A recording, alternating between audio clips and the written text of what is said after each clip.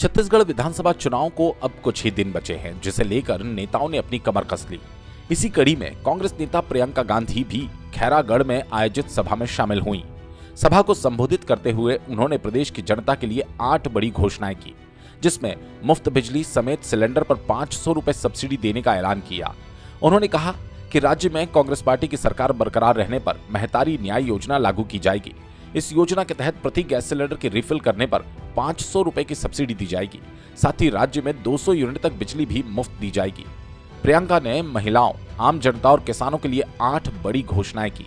इसके अलावा उन्होंने अपने संबोधन में कहा कि उन्हें बुखार है, लेकिन जनता की खुशी देखकर उन्हें खुशी हो रही है। उन्होंने एमपी का जिक्र करते हुए कहा कि वो पड़ोसी राज्य मध्य प्रदेश गई थी, लेकिन वहां की जनता खुश नहीं थी। प्रियंका गांधी ने कहा, खैरागढ़ राज परिवार और गांधी नेहरू परिवार के बीच हमेशा से अच्छे रिश्ते रहे हैं और मुख्यमंत्री बघेल ने कांग्रेस की तरफ से उस रिश्ते को निभाते हुए खैरागढ़ को जिला बनाने की मांग पूरी की। वहीं मध्य प्रदेश की बीजेपी सरकार पर निशाना साधते हुए कहा कि यहां महिलाओं पर हिंसा सबसे ज्यादा होती है। बलात्कार की प्रतिदिन 17 खबरें आती हैं। चुनाव से 2 महीने पहले उन्होंने लाडली बहना योजना शुरू की और महिलाओं के खाते में कुछ पैसे डाले। छत्तीसगढ़ सरकार ने राज्य में किसानों, महिलाओं, आदिवासियों, दलितों सभी के लिए काम किया। छत्तीसगढ़ के बस्तर में मोटे अनाज की पैदावार पर बोलते हुए प्रियंका ने कहा कि पहले बस्तर नक्सली समस्या के लिए जाना जाता था, लेकिन आज मिलेट यानी मोटे अनाज के उत्पादन के लिए जाना जाता है। न्याय योजना लागू करेंगे, जिसमें प्रति सिलेंडर के रिफिल करने पर 500 रुपए की सब्सिडी आपको दी जाएगी।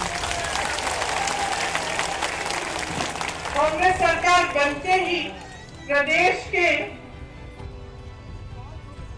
49,63,000 उपभोक्ताओं में से 42 लाख उपभोक्ताओं जिनकी मासिक खपत 200 यूनिट बिजली से कम है, उनका बिजली बिल पूरी तरह से माफ होगा।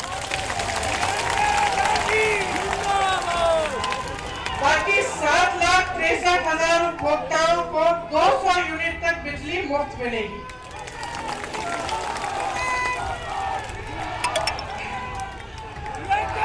महिलाओं द्वारा संचालित स्वयं सहायता समूह के कर्ज को माफ किया जाएगा और महिलाओं द्वारा सक्षम योजना अंतर्गत लिए गए ऋण को भी माफ किया जाएगा।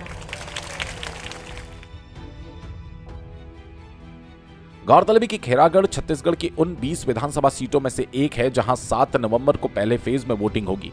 बाकी की 70 सीटों पर दूसरे फेज में 17 नवंबर को वोट डाले जाएंगे। कांग्रेस ने खैरागढ़ सीट से मौजूदा विधायक यशोदा वर्मा को चुनाव मैदान में उतारा। चुनाव से पहले हुए ओपिनियन पोल में कांग्रेस एक बार फिर सत्ता में वापसी करती हुई दिख रही है। इस बार भी जीत पिछले चुनाव की तरह प्रचंड होने की उम्मीद बरकरार है।